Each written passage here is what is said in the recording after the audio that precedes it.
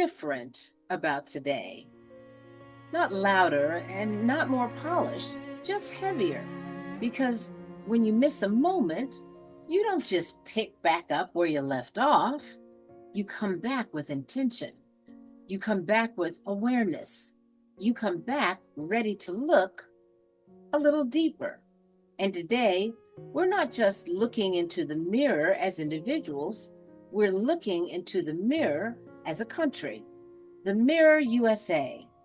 And I need you to sit with this, not as a headline, not as a post, and not as a debate, but as a reflection.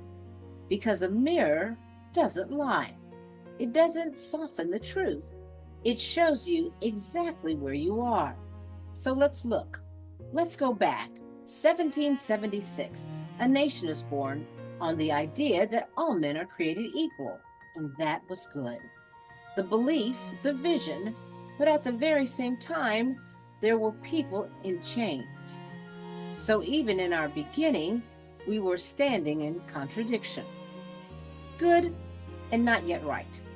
Fast forward 1861 to 1865, the Civil War, brother against brother, family split, blood on the soil, and then in a moment, a decision, the Emancipation Proclamation.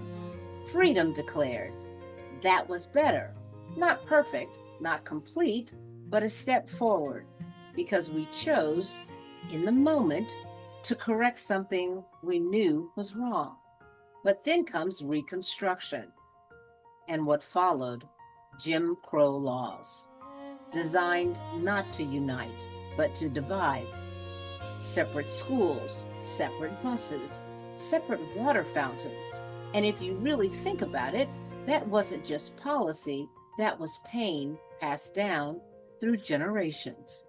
That was your grandmother being told where she could sit, your grandfather being told where he could walk. That was dignity denied. And again, we stood at the crossroads. Then came the 1950s and 60s, people marching, people praying, people being beaten for asking to be treated like human beings. And then we chose again. The Civil Rights Act of 1964, the Voting Rights Act of 1965, and that was better. We moved the needle, not because it was easy, but because enough people said, we will not live like this anymore. But the mirror kept watching. Vietnam, protests, distrust in leadership, then later, mass incarceration, the war on drugs, communities broken, families separated, and the mirror kept asking, are we learning or are we repeating? September 11th, 2001, a moment where the country stood still. Fear, grief, unity. For a brief moment, we saw what it looked like to come together, and that was good. But what followed? Wars, division, questions we're still asking today.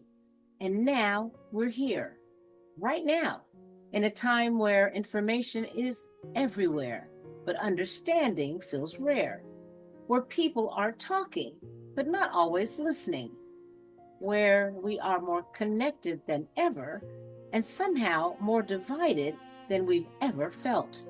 So the mirror asks us, where are you now? Are you standing in peace? Are you standing in turmoil? Or are you standing on the edge of something that could go either way? Because history has shown us something very, very clear. Every generation gets a choice: good, better, best. And sometimes we get stuck trying to defend where we've been instead of deciding where we're going. So let's make this personal, not political, not theoretical, personal. Think about your family. Think about the stories you've heard, or maybe the ones nobody wanted to talk about. The hurt, the unfairness, the moments where someone you love was overlooked or mistreated or even silenced. Now ask yourself, do you want to recreate that? because that's what happens when we stop moving forward. The mirror doesn't just reflect, it repeats if nothing changes. And history has already shown us what happens to societies that refuse to evolve. They fall, not all at once, but slowly through division, through pride, through the inability to see each other as human again. So here we are at another crossroad. And the question isn't, what is America becoming? The question is, what are you becoming within America? Because a country is just a reflection of its people. So 1 year from now, where do you want to be? Do you want to be in a country that is louder but not better, more divided but more certain? Or do you want to be part of something that chose to listen a little more, to understand a little deeper, to move just a little bit closer to best? Because best doesn't mean perfect. Best means we kept going. Best means we learned from the past instead of repeating it. Best means we didn't let the mirror show the same ending it has shown to so many others before us. So, what can you do? Well, not everything, but something. You can choose not to dehumanize someone just because you disagree. You can choose to have one conversation that builds instead of breaks. You can choose to teach the next generation not just what happened, but why it matters. You can choose to interrupt the cycle because every time in history that we've moved forward, it wasn't because everyone agreed.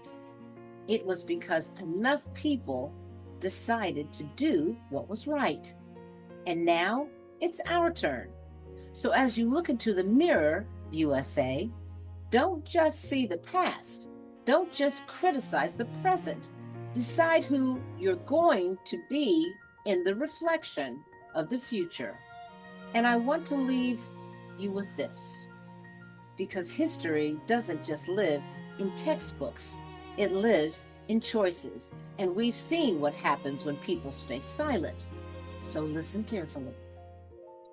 When they came for the socialists, I did not speak out because I was not a socialist. Then they came for the trade unionist, and I did not speak out because I was not a trade unionist. Then they came for the Jews, and I did not speak out because I was not a Jew. Then they came for me, and there was no one left to speak for me. The mirror is watching. The question is, what will it show next?